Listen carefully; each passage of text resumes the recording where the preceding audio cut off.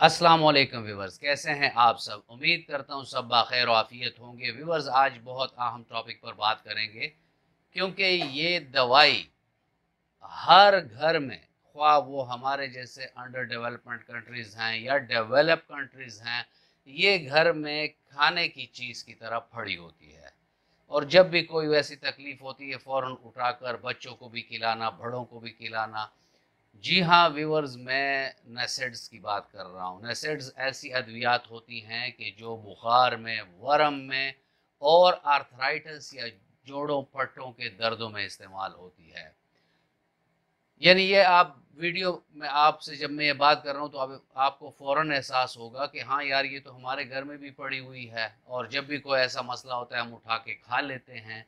तो of and on तो इसके खाने का इतना ज़्यादा प्रॉब्लम नहीं होता, लेकिन बाज़ ऐसी बीमारियां होती हैं या बाज़ ऐसे लोग होते हैं कि थोड़ी सी भी तकलीफ इनको हो जाए फ़ौरन खाने की तरह इसको भी रोज़मर्रा की ज़िंदगी में शामिल कर लेते हैं। आज की इस वीडियो में मैं आपको नसेड्स की ऐसी ख़तरनाक सी जो मुज़र असरात हैं वो बताऊंगा। साथ में अगर इसका प्रोलॉन्ग यूज़ किया जाए तो ज़िंदगी को क्या ख़तरा हो सकता है, और अपनी होम्योपैथिक की रेमेडीज़ भी मैं आपको बताऊंगा कि अगर आप अलामात के मुताबिक वो लेते हैं तो उससे आपके जिस्म पर कोई भी मुज़र सेहत असरात मुरतब नहीं होंगे। व्यूवर्स, इन तमाम अवामिल पर आगे चलकर डिस्कस करते हैं, लेकिन अगर आप मेरे चैनल पर नए हैं और अभी तक आपने चैनल को सब्सक्राइब नहीं किया तो चैनल को सब्सक्राइब कर दें और बेल आइकन दबा दें ताकि इस तरह की हेल्थ रिलेटेड वीडियोस आपको वक्तन फ़वक्तन मिलती रहें। व्यूवर्स, नसेड्स ये मुखफ़फ़ है non steroidal anti inflammatory drugs. इस ग्रुप में आप अगर आम बंदे की तरह समझना चाहें तो फिर आम पैरासीटामोल, एस्प्रिन से लेकर ऊपर तक आप इसमें फिर नेप्रोक्सिन हो गया या इस टाइप की और मेडिसिन हो गई और साल्ट्स हो गई, कॉक्स इनहिबिटर इसको कहते हैं।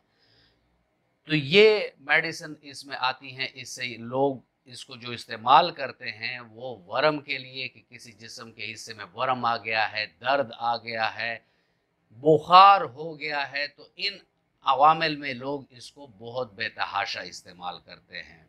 हमारे जिस्म में मिसाल दो ऐसे एंजाइम है, कॉक्स 1 और कॉक्स 2 जो बनते हैं। कॉक्स 1 जो है ये हमारी जो मैदे की अंदरून लाइनिंग है यानी लेयर जो है, इसके लिए बहुत ज़रूरी होता है कि हमारे जिस्म में कॉक्स 1 हो। और इसके अलावा ये हमारे गुर्दों की लाइनिंग के लिए भी ज़रूरी होता है। साथ में गुर्दे के अफ़आल के लिए भी कॉक्स 1 बहुत ज़रूरी होता है।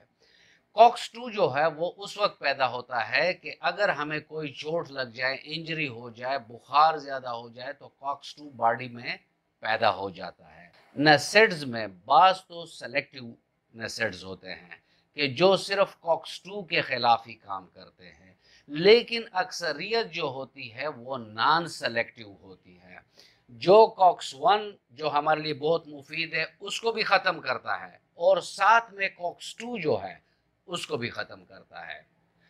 तो यहाँ जैसे मैंने आपको नसेड्स का मोड ऑफ एक्शन समझा दिया कि किस तरह ये काम करता है, तो अभी आपको क्लियर हुआ होगा कि ये इसके साइड इफ़ेक्ट प्रोफाइल यानी इसके मुज़र सेहत की जो लिस्ट है वो कितनी लंबी चौड़ी होगी।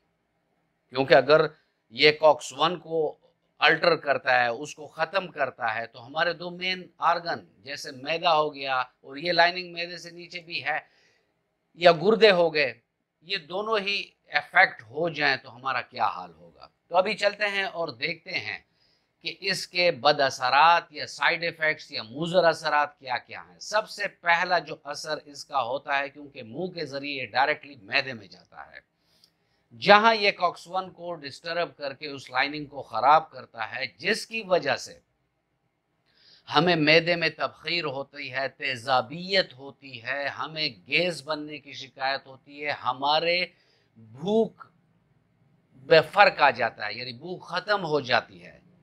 और जैसे ही हम थोड़ा खाना खाते हैं हमारे मैदे में जलन स्टार्ट हो जाती है। यही नेसेड्स अगर हम बहुत ज़्यादा अरसे तक इस्तेमाल करते हैं तो हमें गैस्ट्रिक और पेप्टिक अल्सर सिर्फ नहीं देखना पड़ता, यहाँ तक बात जा सकती है कि हम कोलन कैंसर पर चले जाएं। यानी इतनी मुज़र सेहत हैं और हमने इसको डेली रूटीन की एक खुराक की तरह बनाया हुआ है। 2015 में एफडीए ने एक रिपोर्ट जारी की और तमाम फार्मा वालों को ये इन्फॉर्म किया कि एस्प्रिन के अलावा जितने भी आपके नेसेड्स हैं, इसकी वजह से स्ट्रोक और हार्ट अटैक का ख़तरा ज़्यादा होता है। लिहाजा आप इसको मेंशन किया करें कि जिनको हार्ट का प्रॉब्लम है या कोई और इनको आसाबी और जो सर्कुलेटरी सिस्टम है उसका प्रॉब्लम है, तो उन लोगों को आप कॉशन किया करें कि नेसेड ज़्यादा इस्तेमाल ना किया करें। इसके बाद जो इसका इफेक्ट है, जैसे डिक्लोफेनिक सोडियम एक बहुत आम इस्तेमाल वाली दवाई है जोड़ों पट्टों की तकलीफ के लिए, यानी आर्थराइटिस के लिए वो डिक्लोफेनिक सोडियम को बहुत वास्टली इस्तेमाल करते हैं। और डिक्लोफेनिक सोडियम का ज़बरदस्त एक एक्शन होता है हाई ब्लड प्रेशर के मरीजों पर। अगर किसी को हाई ब्लड प्रेशर नहीं है तो अगर वो डिक्लोफेनिक सोडियम ज़्यादा मकदार में लेगा तो उसको गैस्ट्रिक अल्सर के साथ साथ हाई ब्लड प्रेशर भी हो सकता है। और जिन पेशेंट को हाई ब्लड प्रेशर होता है, अगर वो इस्तेमाल करते हैं तो उनका ब्लड प्रेशर और बढ़ने का एहतमाल होता है, जिससे फिर स्ट्रोक और हार्ट अटैक का खतरा ज़्यादा हो जाता है। इसके अलावा इन नेसेड्स के लेने से एलर्जिक रिएक्शंस होती हैं, यानी सांस की तकलीफ। अगर अस्थमा का मरीज ज़्यादा अरसे तक नेसेड लेगा तो उसको सांस की तंगी का सामना बहुत करना पड़ता है। इसके अलावा स्किन पर रेशेस, स्किन एलर्जीज इससे हो सकती है। जो लोग नेसेड ज़्यादा लेते हैं उनका चेहरा फूल जाता है, उनका गला भी फूल जाता है, उनकी आंखों में एलर्जिक रिएक्शंस होती हैं, यानी उनमें सुर्खी आ जाती है, उनमें खारिश होती है, उससे आंसू आते हैं। नेशनल किडनी फाउंडेशन अमेरिका की एक रिपोर्ट के मुताबिक कि बाज़ इनके फौजी नेसेड्स मतलब जो मशकें ये करते हैं उसके दौरान बहुत ज़्यादा ले रहे थे, तो उन फौजियों को गुर्दों के अमराज का सामना करना पड़ रहा था। तो जब उन्होंने रिसर्च इस पर की तो इनको ये पता चला कि जो फौजी नेसेड्स ले रहे थे तो उनको गुर्दों के अफ़आल में भी अबतरी देखने में आई, यानी उसमें जो फंक्शन है किडनी का वो सही नहीं हो रहा था। साथ में उनको नेफ्राइटिस या गुर्दों के अमराज भी हो रहे थे। तो इससे ये जाहिर होता है कि अगर नेसेड हम बहुत तवातर से लेंगे तो इससे हमारे गुर्दे भी फेल हो सकते हैं। इसके अलावा जो नेसेड्स भी ब्लड ब्रेन बैरियर क्रॉस करते हैं तो उससे पेशेंट को जो चीज़ें देखना पड़ती हैं उसमें ब्लड विजन है, यानी उसको धुंधला नज़र आता है, वो किसी भी बात पर तवज्जो का इर्तिकाज नहीं कर सकता, यानी कंसंट्रेशन उसकी नहीं हो सकती। उसके अलावा उसके दिमागी एक थकान सी होती है उस पेशेंट को, उसको चक्कर आते हैं, उसे गनूदगी सी महसूस होती है, उसमें बेतहाशा सी थकान का एहसास होता है। और यही नेसेड्स अगर आप ऐसे अद्वियात के साथ देते हैं कि जो खून को पतला करती है, तो फिर भी मरीज का बहाने बहाने से खून का अखराज शुरू हो जाएगा। बच्चों में हम घर में पैरासीटामोल और आइबुप्रोफेन ये टाइप की चीज़ें रखते हैं, लेकिन एक स्टडी में ये बात सामने आई है कि राइज सिंड्रोम बच्चों में इन नेसेड्स के लेने से हो जाता है। और इसमें ये एक बहुत फैटल कंडीशन होती है, क्योंकि इस बीमारी में, इस सिंड्रोम में दिमाग और जिगर पर इसके फैटल यानी जानलेवा असरात होते हैं। तो बच्चों को भी नेसेड्स और इस टाइप की जो अद्वियात हैं उससे बचा कर रखें। इसके अलावा वज़न का बेवजह बढ़ना ये भी एक इसमें अलामत है। सर दर्द भी बाज़ नेसेड्स से हो जाता है, मतली और के की कैफियत भी हो जाती है, साथ में बाउल मूवमेंट में भी फ़र्क आ जाता है, कभी दस्त लग गए हैं, कभी कब्ज़ हो गई है। तो इस टाइप के मसले भी नेसेड से हमें देखने को मिलती है। तो यहाँ व्यूअर्स मेरे पूछेंगे कि डॉक्टर साहब आपने तो सारा बता दिया कि नेसेड से ये होता है, हमें डरा ही दिया है, तो अब हम क्या करें? तो एक बात आप मेरी याद रखें, जब भी आपको बुखार हो, वर्म की कैफियत हो, आपको आर्थराइटिस का कोई मसला हो, तो अपने करीबी कॉम्पिटेंट होम्योपैथिक डॉक्टर से मिलें, उसे अपने तमाम अलामात बताएं और होम्योपैथिक वर्ल्ड वाइड रिसर्च के तनाज़र में इस बात पर तमाम जो साइंटिस्ट हैं वो मुत्तफिक हैं कि इससे कोई साइड इफ़ेक्ट्स नहीं होते और होम्योपैथिक में बेतहाशा अद्वियात मौजूद हैं कि जो बुखार, वर्म और आर्थराइटिस के मसले को बहुत बखूबी ठीक कर देता है। फॉर एग्ज़ाम्पल इसमें देख लें, अब यहाँ मैं आपको अब बता दूँ एक बात कि आर एफ फैक्टर या और ऐसे मसले हैं हड्डी पट्टा जोड़ के कि जिसमें मरीज़ सालों साल मेडिसिन लेता है, तो अगर वो होम्योपैथिक ले तो उससे कम अरसे में वो ठीक भी हो जाए।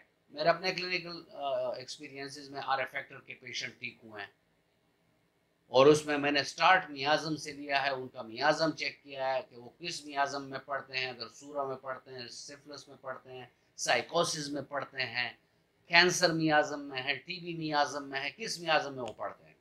तो मियाज़मेटिक दवाई देकर उसके बाद अलामती दवाई यानी जो अलामात होते हैं उसकी दवाई आप देते हैं तो मरीज़ विद इन नो टाइम ठीक हो जाता है।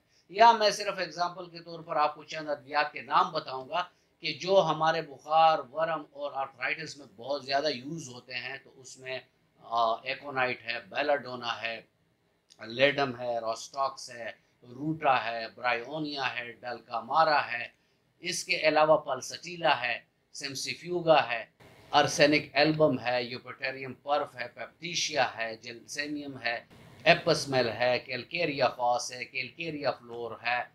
तो ये बहुत सारी अद्वियात हैं, ये मैंने चंद के नाम आपके सामने लिए हैं। आप अगर अलामात के मुताबिक अद्वियात लेते हैं अपने होम्योपैथिक डॉक्टर से तो आप बहुत जल्द अपने मर्ज से भी छुटकारा पा जाएंगे और आपके गुर्दे, जिगर, मैदा, दिमाग, फेफड़े, ये तमाम चीज़ें किसी भी तरह के साइड इफ़ेक्ट से महफूज रहेंगे। व्यूअर्स, ये था आज का टॉपिक और मैं उम्मीद करता हूँ कि आपको अच्छा लगा होगा। अगर आपको अच्छा लगा है तो वीडियो को लाइक कर दें और फ्रेंड एंड फैमिली मेम्बर्स के साथ इसको शेयर कर दें। मिलते हैं किसी ऐसी ही अच्छी वीडियो में, तब तक के लिए इजाज़त। अल्लाह हाफिज़।